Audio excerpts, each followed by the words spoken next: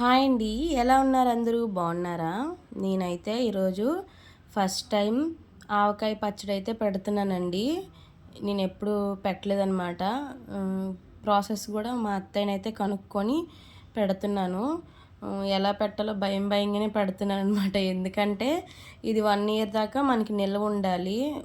మళ్ళీ పోయిందంటే ఇంకా చేసిన కష్టం అంతా వేస్ట్ అయిపోతుంది కదా. సో అందుకే చాలా జాగ్రత్తగా చేద్దామని చెప్పి ధైర్యం చేసి ఫ్రైడే అయితే పెడుతున్నాను అనమాట పచ్చడి. ఇంకా దుర్గమ్మ దయ వల్ల మంచిగా పచ్చడి వచ్చేయాలని మొక్కుకొని పెడుతున్నాను. ఫస్ట్ అయితే నేను ఇక్కడ 20 కాయలు అయితే తీసుకున్నాను అనమాట, మామిడికాయలు.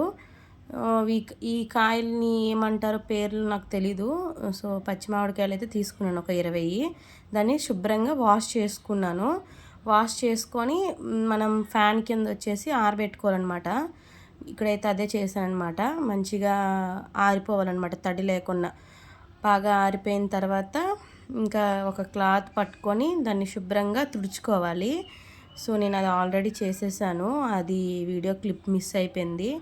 ఇంకా తడి అనేది లేకుండా ముక్కని మంచిగా తుడుచుకొని కట్ చేసుకుంటున్నాను అనమాట. నా దగ్గర మ్యాంగోస్ కట్ చేసేది లేదు. సో ఇంట్లో అప్పటిది కత్తిపీట అంటారు దీన్ని మా సైడ్ అయితే. మీ సైడ్ ఏమంటారో కామెంట్లో చెప్పండి.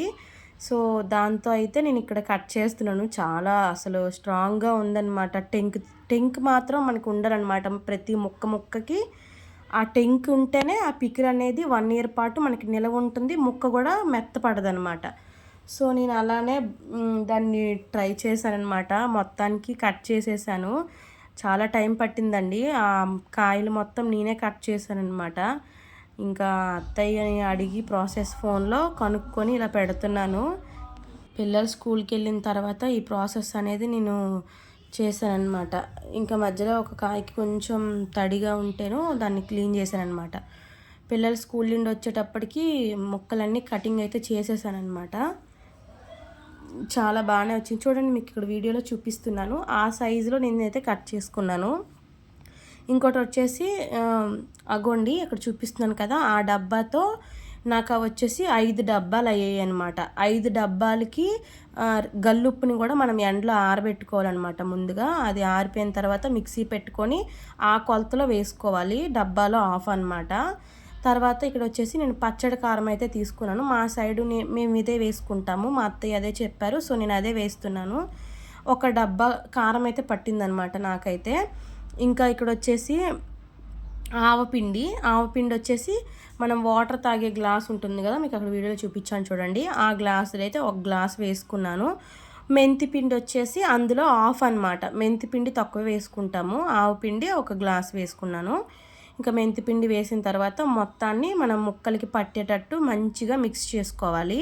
ఇందులో వెల్లుల్లిలు ఆరబెట్టేసుకొని మనం దాన్ని పేస్ట్ కింద కొట్టేసి వేసుకోవాలన్నమాట. కలుపుకోవాలి. టేస్ట్ బాగా ఉంటుందన్నమాట దానివల్ల. సో మొత్తాన్ని బాగా కలిపిన తర్వాత వేరుశనగ నూనె అయితే వేసుకుంటున్నాను. ఇక్కడ 1 లీటర్ దాకా వేసుకున్నాను. 1.5 లీటర్ అయితే నాకు పట్టిందనమాట. సో 1.5 లీటరు తర్వాత మనం ముక్కలు ఆయిల్ చూసుకొని కలుపుకోవచ్చు. నాకైతే మొత్తం అలా కలుపుకునేటప్పటికి 2 లీటర్స్ అయితే పట్టిందనమాట ఆయిల్. ఆ ముక్కలకి ఆ కొలతకి 5 పెరుగు డబ్బాతో కొలుచుకున్నాను కదా. సో దానికి వచ్చేసి నాకు 2 లీటర్స్ ఆయిల్ పట్టింది. అండ్ ఆ డబ్బాతో 1 డబ్బా వచ్చేసి కారం పట్టింది. మీ స్పైసీ ఇంకా తినాలనుకుంటే ఇంకా కారం వేసుకోవచ్చు, ఒక హాఫ్ వేసుకోవచ్చు. సో ఆ డబ్బాతో హాఫ్ సాల్ట్ పట్టిందనమాట. మెంతిపిండి 1 గ్లాసు, మెంతిపిండి హాఫ్ గ్లాసు, ఆవపిండి గ్లాస్ ఫుల్గా వేసుకోవాలి. ఇంకా మొత్తాన్ని బాగా మిక్స్ చేసుకొని ఒక డబ్బాలో అయితే వేసుకుంటున్నాను. ఇక్కడ ఒక బకెట్లో, పెరుగు బకెట్లో దానికి మూత ఉండేది చూసుకోండి. డబ్బా కూడా ఎలాంటి తడి లేకుండా చూసుకొని మూత పెట్టేసి పక్కన ఒక 2 డేస్ అయితే 2 డేస్ తర్వాత చూస్తే సూపర్ వచ్చింది అన్నమాట పచ్చడి. వేడి వేడి అన్నంలో ఆవకాయ నెయ్యి వేసుకొని తింటే ఉందండి సూపర్. మీరు ట్రై చేయండి.